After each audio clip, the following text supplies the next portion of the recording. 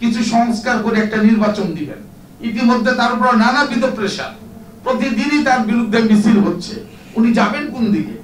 উনার তো মূল টার্গেট হচ্ছে সংস্কার, পাশাপাশি একটা নির্বাচন দেয়া। কিন্তু এর বাইরেও আমরা সকল জায়গা থেকে তাকে চাপ দিচ্ছি, এটা করেন এটা করেন। তা আমি বলবো যে আসুন না, আমরা সরকারকে অনুরোধ করতে চাই, যেহেতু আজকে রাউন্ড টেবিলে পলিসি মেকার, শ্রম সংস্কার কমিশনের প্রধান আছেন, মালিকদের অন্যতম একটা সংগঠন বিকেএমইর নবনির্বাচিত প্রেসিডেন্ট আছেন, সিপিডি যারা থিঙ্ক ট্যাঙ্ক বাংলাদেশের, এবং আমাদের মিডিয়া 71 টেলিভিশনেরও বিজনেস এডিটর আছেন। আমি তাদেরকে একটু সুনির্ভর অনুরোধ করতে চাই, আসুন না সরকারকে এই জায়গায় আনুন যে অন্তত পক্ষে তারা একটা টোকেন মানি দিয়ে এই বাজেটে শ্রমিকদের জন্য একটা নামমাত্র একটা বাজেট বরাদ্দ করে একটা সূচনা করে দিয়ে যাক। এটা আমরা তো শুরু করতে পারি। আসুন, এর বাইরে আমি বলবো, আমাদের একজন অ্যাডভোকেটও বলেছেন যে নাকি শ্রম মন্ত্রণালয়ের বাজেট আর প্রবাসী কল্যাণ। নো, আমার জন্য women's and children affairs ministry আমার জন্য, আমার এই শ্রমিকদের জন্য মানে দায়বদ্ধ, তারও বাজেট দরকার। কারণ নারী শিশুর উন্নয়ন না হলে তো আমার শ্রমজীবী মানুষও তো নারী শিশু, সেখানেও তো তাদের সন্তান সন্ততিরা আছে, তাদেরও বাজেট বরাদ্দ করতে হবে শ্রমিকদের জন্য। আসুন আমরা যদি বলি আমাদের যে কি বলে স্বাস্থ্য, একটু আগে আমাদের এক ভাই বললেন যে ঢাকা মেডিকেলে রক্ত পরীক্ষা করতে গেলে বাইরে যেতে হয়। এটা যদি ঢাকার প্রাণ কেন্দ্রে ঢাকা মেডিকেল কলেজের মতো জায়গায় হয়, তাহলে মফস্বল গুলাতে ডিস্ট্রিক্ট লেভেলের হাসপাতালগুলোর পরিস্থিতি আর বলার নাই।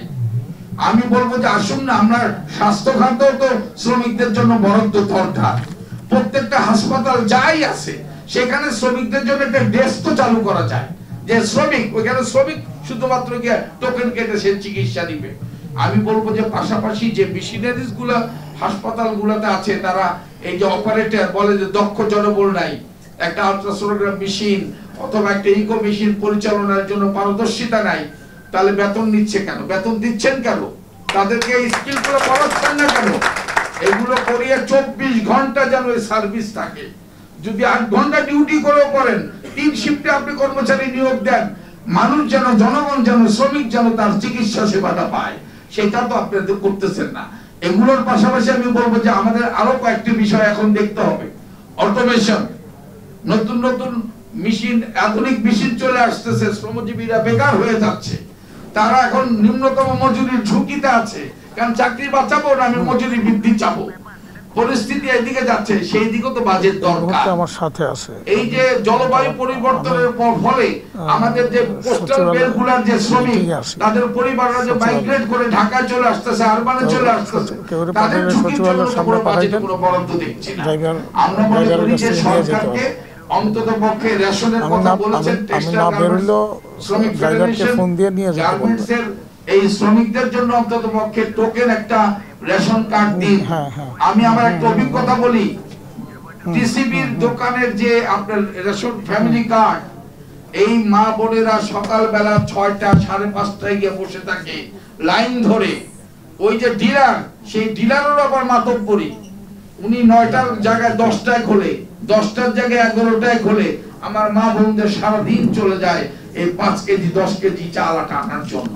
এই তামাশা বন্ধ করেন।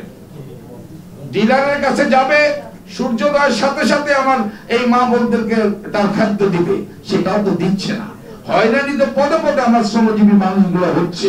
এগুলো বন্ধ করে আসুন রেশন আমরা চালু করি। এটা আমাদের আগে থেকেই বলা, বিগত সরকারগুলো সব সময় অভিমত দিয়েছে কিন্তু বাস্তবায়ন করেনি।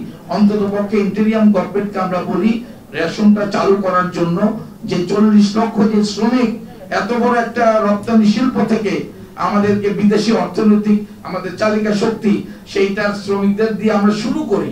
হয়তো বা এটা সময় লাগবে। আর সবশেষে একটি কথা বলবো যে আপনাদের জানার জন্য, এমপ্লয়মেন্ট ইনজুরি স্কিম নামে একটি প্রকল্প বাংলাদেশে চালু হয়েছে, এটা আমরা অনেকে জানি না।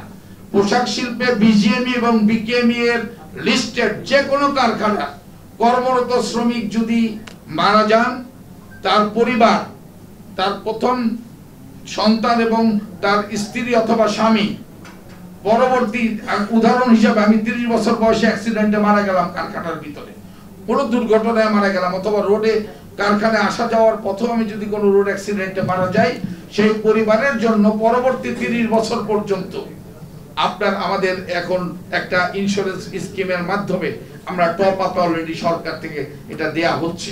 এটা কিন্তু কার্যকর হয়ে গেছে, এটা আপনাদেরকে নজরে রাখতে হবে, জানতে হবে। পাশাপাশি একজন বলছেন মাতৃত্বকালীন, সেন্ট্রাল ফান্ড থেকে মাতৃত্বকালীন মায়েদের জন্য ইতিমধ্যে 25,000 টাকা দিচ্ছে।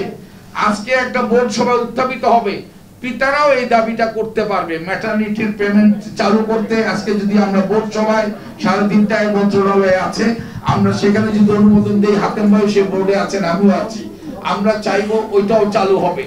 আমরা গ্র্যাজুয়ালি আগাচ্ছি। আমরা একটা সভ্যদেশ হিসেবে বলতে চাই, স্বাস্থ্য, চিকিৎসা, শিক্ষা, অবৈতনিক স্কুল